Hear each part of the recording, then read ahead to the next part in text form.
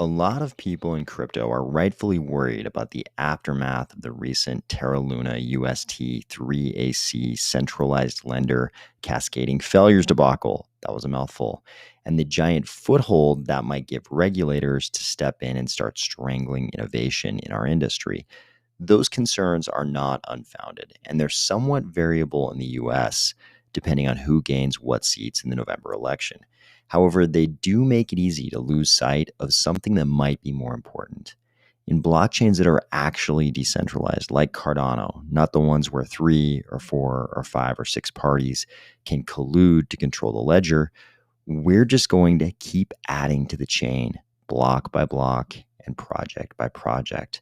No matter what label or category or regulation or law is imposed on Cardano in the US or EU, validators around the world will keep adding blocks and devs will keep launching projects. It's easy to forget, but with Vasil, we'll have already reached that critical mass where we're probably unstoppable. Ready? Let's go.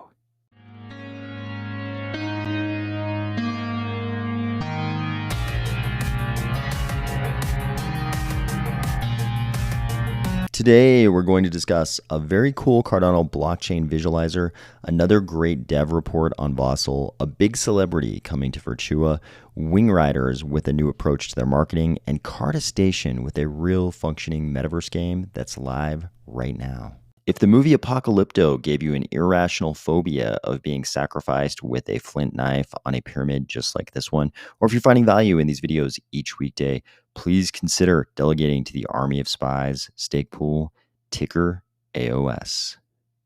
Some of you may have already seen this website, eutxo.org.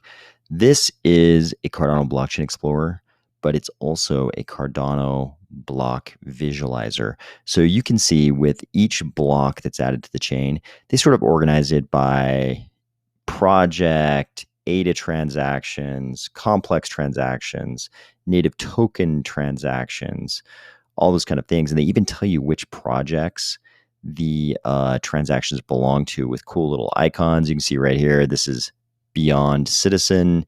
Here are a bunch of NFTs included in this transaction. There's ADA included. Super fun and interesting way to look at the Cardano blockchain. I remember years ago when my friends were first asking me about crypto in general. There was a blockchain, Bitcoin blockchain block visualizer, just like this one. Not as cool as this one. And obviously, it just showed Bitcoin transactions, didn't show projects or any kind of complex smart contract transactions because there were none.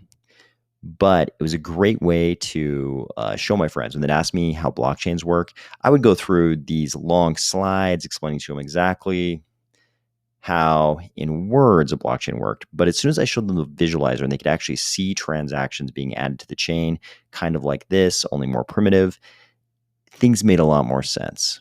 But I think what's interesting about this, besides the fact that you go to this website and you find yourself sort of mesmerized watching block after block being formed for no reason. I mean, it's not like entertainment, but you kind of can't stop watching it. Earlier today, I found myself just staring at this, watching each block come down. Even though none of the transactions were meaningful to me in any way, there's something about watching these blocks being formed. It was exactly the same way in the early days of Bitcoin when I first started seeing Bitcoin blockchain visualizers. But I think what's important here is that when you watch these blocks being formed real time, and you can see the validator at the bottom of the screen over here, this one, power stake pool. When you see these blocks being validated one by one, and you understand that these stake pools are all over the world, they're completely decentralized. Geographically, we've got validation of blocks happening all over the globe.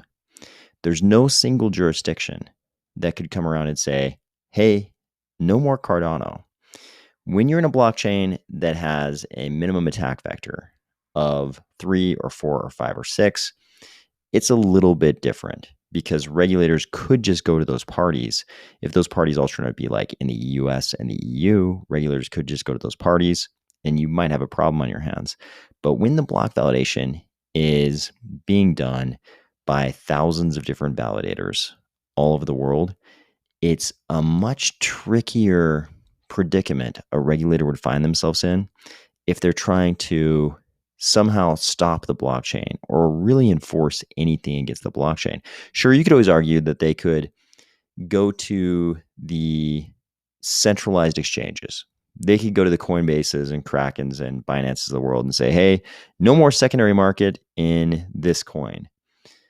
But the validators around the world and the devs around the world building projects, they're not going to stop. They're going to keep building projects. It might change the financial parameters. If nobody can buy the coin, it might change how much money flows in and out of the ecosystem every day. But at this point, we've also got decentralized exchanges.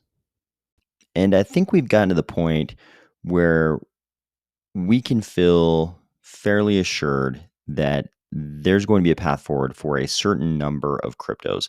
Not all cryptocurrencies will make it if the regulatory hammer comes down, but some will make it. And there will still be fiat on-ramps for, some number of cryptos going forward, no matter how strict the regulatory environment becomes.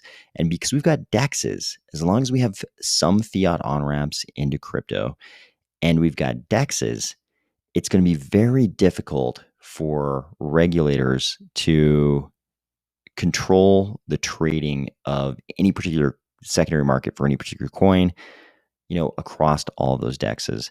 DEXs will continue to pop up in jurisdictions that are friendly to crypto, and there will probably always be secondary markets for every single cryptocurrency.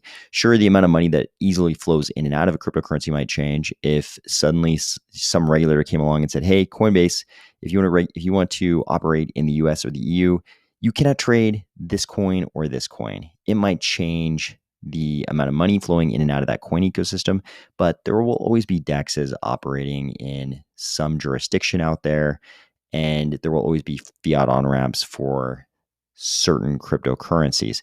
But because of this impracticality of actually regulating secondary markets for any particular coin, it kind of feels like it's not going to be this doomsday scenario where regulators come along and they say, okay, these coins are commodities, these ones are securities. So this is a death blow for the ones that are securities. That's not really going to happen. There might be certain requirements put in place on certain cryptocurrencies, but it's not going to be the death blow sort of scenario that we feared in the early days of crypto. I think it's going to be more like certain cryptocurrencies have to, commit to making certain disclosures to the public for certain periods of time, the kind of stuff we saw in the Lummis Gillibrand crypto framework. We might see that kind of stuff, but we're not going to see any kind of outright ban on crypto that people used to talk about, because there's this impracticality. As long as you've got any fiat on-ramp into crypto and you've got DEXs, it's almost impossible for the regulators of any particular jurisdiction to really prevent the secondary markets in any cryptocurrency. It might be different for certain types of individual projects. There are certain hot button issues with the regulators. There are certain types of DeFi projects in particular. If the key executives are all in a jurisdiction like the US or the EU, it might be a different case for those types of individual projects. But as far as the base layer coins like ADA and Ether and Bitcoin, pretty tough for the regulators to, create any kind of a blanket restriction on the trading and secondary for any of those base layer coins. There's also way too much social momentum building behind crypto for regulators to regulate crypto out of existence. Here you can see Virtua is announcing, we're really excited to be working with the main man himself, Kevin Hart, to bring his metaverse vision to life. If you're not familiar with Kevin Hart, he's a guy that Joe Rogan describes as the biggest comedian in the world who can sell out stadiums. This is basically like a giant rock star of comedy. The biggest comedian in the world is coming to Virtua. Kevin Hart has over 37 million Twitter followers. And while Virtua is a cross-chain platform, so this isn't necessarily about Cardano, he says we are launching a private screening room in the metaverse where my NFT holders can hang with me while watching exclusive content from my show. It's going to be fun. I do this in real life with my friends, so it feels like a natural extension being able to do it with my NFT community. This is mainstream stuff. Crypto's not going anywhere, and this kind of stuff is going to keep happening again and again with bigger and bigger celebrities as they realize they can monetize their communities through crypto and metaverse projects like this. The more mainstream crypto and these metaverse projects become, the harder and harder it's going to be for regulators to put stricter and stricter controls on crypto. We've also got another developer report on the Vasil upgrades and Plutus version 2. This is going to be Plutus, including things like SIPs 31 through 33. He says, this is the Ancient Kraken. He says, doing some initial testing on Plutus v2, things I've noticed on doing my v1 to v2 forks.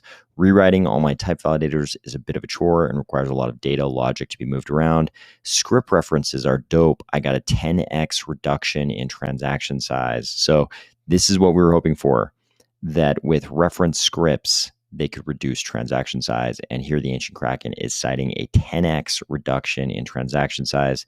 He says a lot of the updates I have to do are literally just changing the import references into the v2 function references. There are a lot of fun things to be done with UTXO references, and some cool things are about to be on Cardano because of it. All in all, going to be an amazing upgrade, and it is well worth the time to update into v2. Just the script references alone are worth it. I got a lot more testing to do, but things do look good. Good job, IOHK Engineering and IOHK Charles. Coming back to the Cardano ecosystem proper, we just saw an interesting change in tone from the WingRiders Marketing department. So they released this post, which sort of had echoes of kind of like the Dos Equis World's Most Interesting Man marketing campaign. In the past, it's been the WingRiders logo, who is kind of like, he's kind of always looked like a fighter pilot or some kind of space guy, but he's also got the helmet with the visor that I think flips up, so it doesn't seem like it'd be very operable in space. It was hard to tell what he was, but he was kind of always seemed like a little bit of a stiff and rigid character. All of a sudden, we saw this post from WingRiders. They say, wishing a chilled Sunday to you all. And the WingRiders guy is sitting at a desk with a banker's lamp, a cigar, and what looks like, I don't know, some whiskey or some brandy or something in a glass in front of a fireplace. He's still got his boots on. So it's like he just barely came in from a day of, I don't know, piloting some kind of fighter aircraft in space, maybe, or just in the air. But he just came in from a busy day of that, and he's just sitting down, smoking a cigar, having a nice drink. This is kind of a nice transition to a Cardano project taking themselves much less seriously. I like this. Sometimes we get a little too serious in crypto. We talk a lot about saving the world, changing the world, and there's a lot of money on the line for these projects quite often. So I personally appreciate it when they take themselves a little bit less seriously and have a little bit of fun, even if it's just for one Sunday. We've had a lot of metaverse projects in Cardano talk about various different types of gaming components in their virtual worlds. And we've got some metaverse projects, of course, that are much more gaming heavy, or they seem much more gaming heavy. Like I would sort of put cornucopias in that category. Obviously, a lot of really heavy gaming elements in cornucopias. And you've got other projects where they don't seem as interested in gaming, gaming related things in their virtual world.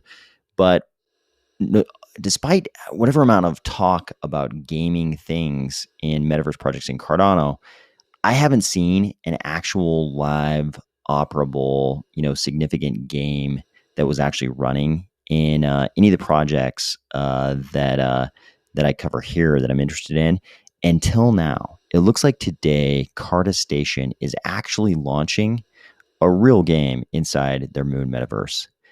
And you just kind of come to this building right here and walk inside the building, come up to one of these little console things, hit E, and you can choose to participate. It looks like I'm not sure if the race with others function is live. Looks like just the time trial is live right now, but you don't necessarily have to own any Carda Station NFTs or anything like that right now. I think we're in some kind of a trial period right now, kind of a launch phase of this racing game. I think later on, it sounds like you might have to rent the Moon Rovers from the people who actually own the Moon Rover NFTs. But for now, you don't need to. I don't believe you need to own anything. I think you can just come right in here. You don't have to download anything. This is going to run right in your browser. I'm not on any kind of super powerful gaming computer right now or anything like that. I'm just on my regular laptop that I would normally browse the web on, and this game seems to run just fine. Okay, here we are on the actual Carda Station racetrack. You can see the color scheme is a little Tron-esque, not Tron the blockchain, but Tron the movie. And I'm going to go ahead and hit start right now.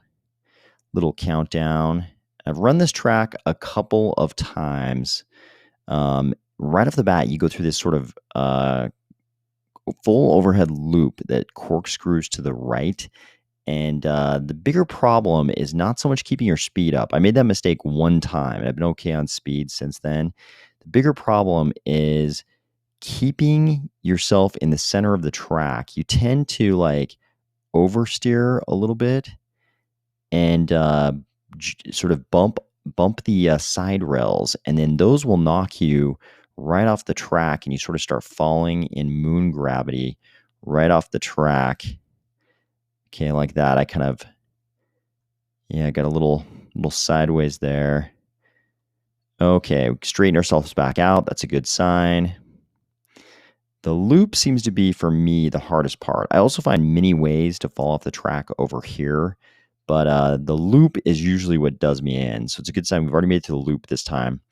Let's see if we can continue to not fall off the track. That seems to be the indicator for me, not ending up over there on the gray lunar surface. Because once you end up down there, it doesn't like immediately end your game. You just can't get back on the track, or at least I can't. Maybe you guys can find better ways to get back on the track. I can't get back on the track, but you can kind of drive around over there on the lunar surface. But you're not going to finish the race. At least I haven't been able to if I fall off. So good sign so far. I haven't fallen off. No guarantee that I won't fall off in this last little bit of the track. I've already gone over that jump. The jump doesn't seem to be a problem. You can like easily clear that gap. But falling off the track in other ways seems to be the big problem for me. And it looks like we're going to hit the finish line right here. Not my fastest finish ever, but we actually finished it. And more importantly, this now means that a Cardano metaverse project has a real game in their virtual world. So the next time somebody asks you what you can actually do on the Cardano blockchain, you can say, hey, we have all kinds of projects. You can talk about our DeFi projects, our DEXs, all of our very vibrant NFT community. And we also have actual games or at least one game. We have one actual game in one of our metaverse projects with many more coming. There might actually already be a metaverse project in Cardano that has some kind of gaming component live and playable. Of the ones that I follow, this is the first one to actually have a real gaming component live and playable inside the virtual world. And it's pretty fun. I'm obviously not the best with controlling a Moon Rover with a keyboard. I'm sure many of you can do much, much better than this. I think the best time I've maybe run this, I don't know, maybe like 6 times. I think the best time I've gotten was about 147, about 10 seconds faster than this one. But I'd imagine, since today is just the first day, I'd imagine people get this time down to, maybe like a buck 30 pretty quickly. But the one thing we can say for sure is we now have a game in a Cardano metaverse project that is live and playable.